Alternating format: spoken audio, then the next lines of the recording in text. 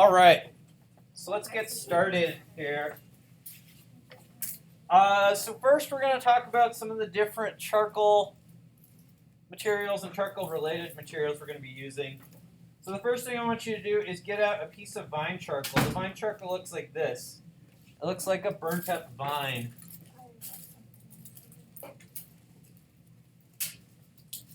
All right. We all find a piece of vine charcoal? You pass those around. The next thing you're going to need is a charcoal pencil. The charcoal pencil is going to look like a pencil. It's wrapped in paper instead of wood.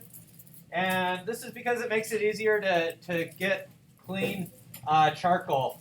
If it's a wood pencil, you have to sharpen it on the sharpener. The charcoal's really soft, so it breaks off a lot. You end up really feeding the sharpeners a lot of pencil.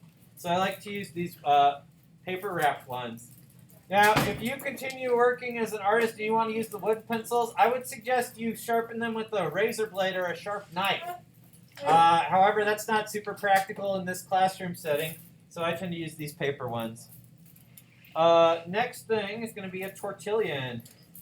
The tortillon is the little rolled up strip of paper. There should be a bunch of these in your kit as well. And then the last thing is going to be a kneaded eraser. The kneaded eraser is a putty-like eraser.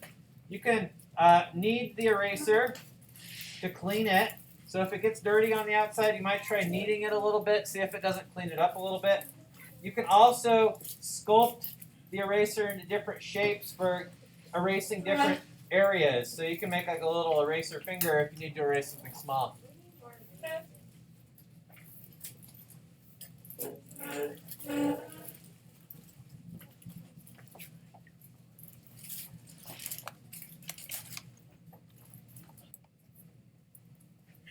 All right, so make sure you have a piece of vine charcoal, a tortillon, a charcoal pencil, and a kneaded eraser here.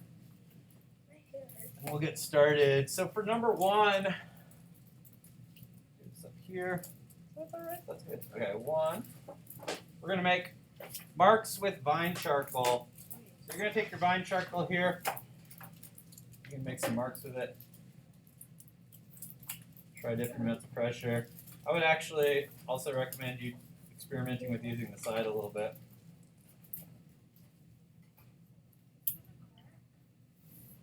Just an assortment of marks there. I'm trying to use different surfaces. Maybe try to get some sharp marks where I just use the edge. Try to get some broader strokes. Nothing super complicated. Number two, marks with charcoal pencil. So now I'm just going to use my pencil here.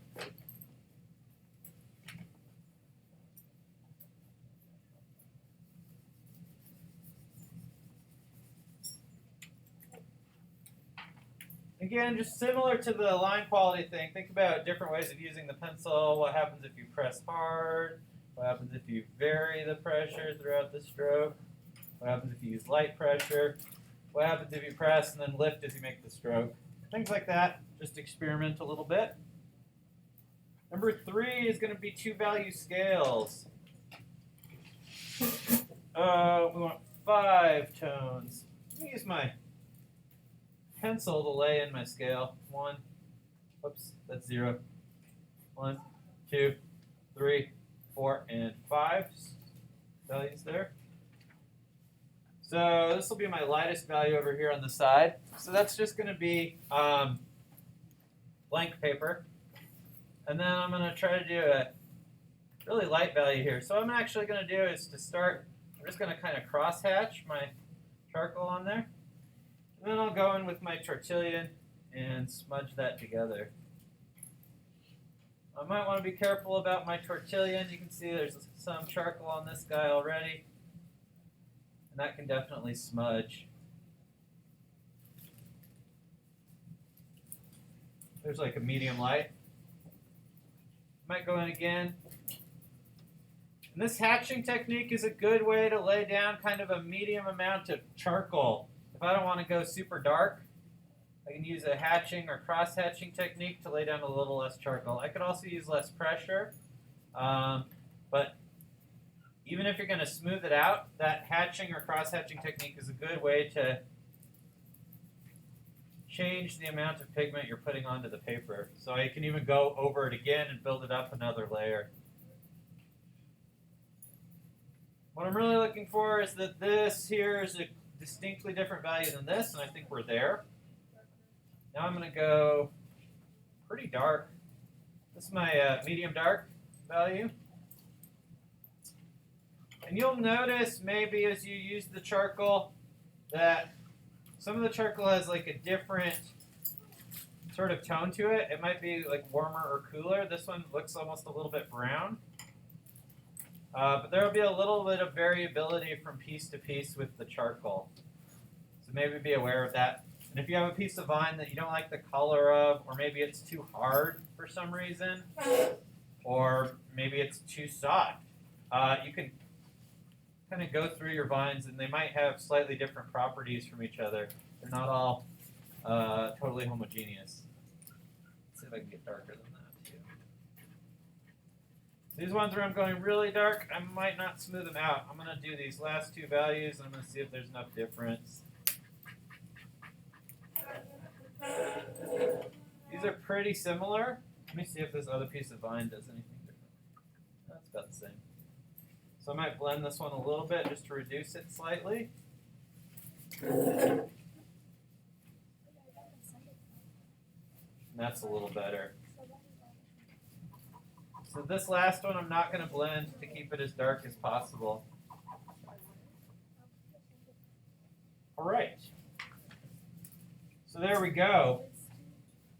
That's our value scale. We're doing two value scales. One with the charcoal pencil. So here's where I hope that you will maybe start to see some of the differences between the vine charcoal and the charcoal pencil.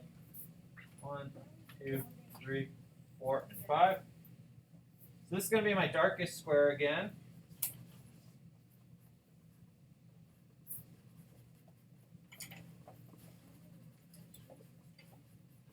So for my darkest one, I'm going to go in. Just color in the whole square as best I can.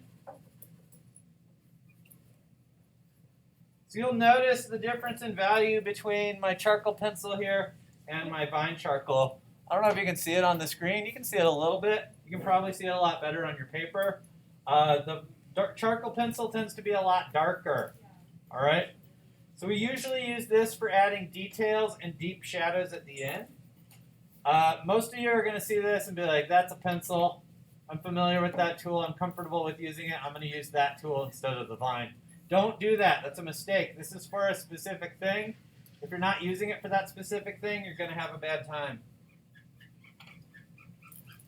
All right, so now I'm going to do a little cross-hatching here. And I'm going to hit it with my tortillon.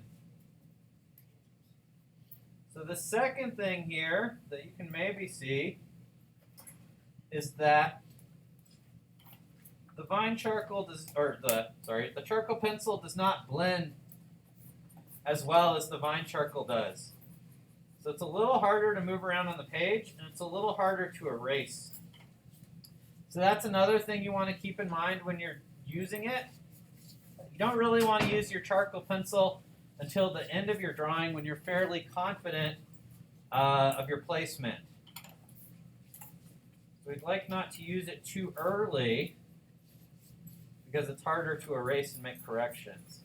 So it's a good idea to make your preparations in the early phases of your drawing in vine charcoal and then only shift to the charcoal pencil later on. I'm going to lift a little bit of this out with my eraser, just lighten this tone a little bit. Now one of the things about the charcoal pencil is it's quite soft, so it'll go dark. So to make it light like this, I need to have a pretty delicate touch. And let's see if it'll smooth out at all. A little too much. I think I got some of the charcoal off of my tortillon back onto the paper. So I think a really good way to think about using charcoal is to think, when you're using your vine charcoal, think about it more like painting. And imagine that the vine charcoal is the tube of paint. And you're almost just like squeezing paint out of the tube onto the paper. And then this is the brush that you use to move it around. It's more similar to that than it is to drawing with a pencil. All right, the next one's going to be a gradient. Do that right here. So you're going to create a gradient using Vine charcoal and a tortilla Q-tip or brushes. Brushes are another thing you might experiment with when we start doing charcoal drawing. If you've got a set of brushes, you might try them out for blending. I think it's a perfectly legitimate blending tool, but what I really like about it is I think it teaches you a little bit about how to paint using that same tool that's used for painting for moving that charcoal around. So for my gradient, I'm just going to add some tone right here. So that same idea with the paint tube and the brush. That's me squeezing my paint out onto the paper, and now I'm going to use the brush to move it. And you can see we can get a nice slow transition here. You can kind of continue to work into this if you want to even it out. If you feel like you need to pull some pigment here, you can pull some. Again, you might think about almost like a cross-hatching stroke to it.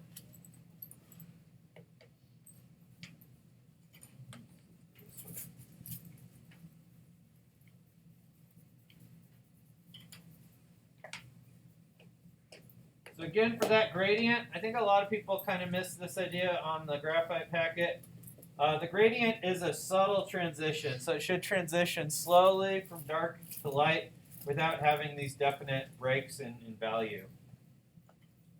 And then number 5 is another erase to draw. So 5, right here.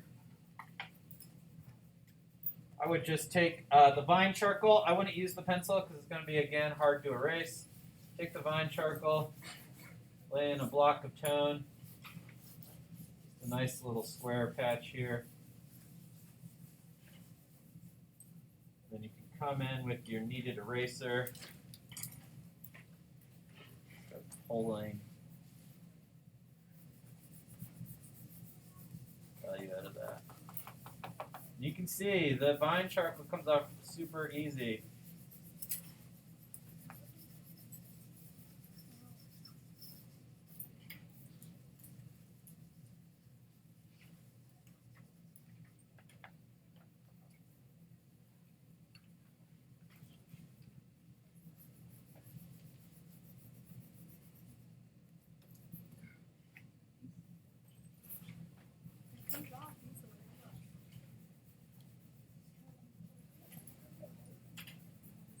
You can go and draw back in if you want, just as long as you kind of initiate things with that eraser.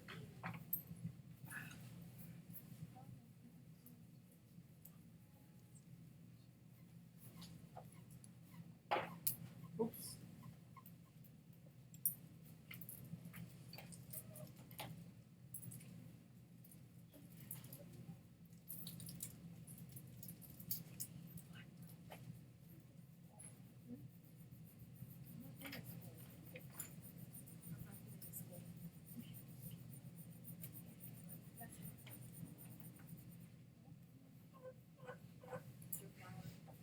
And do a little pour Yorick here. All right.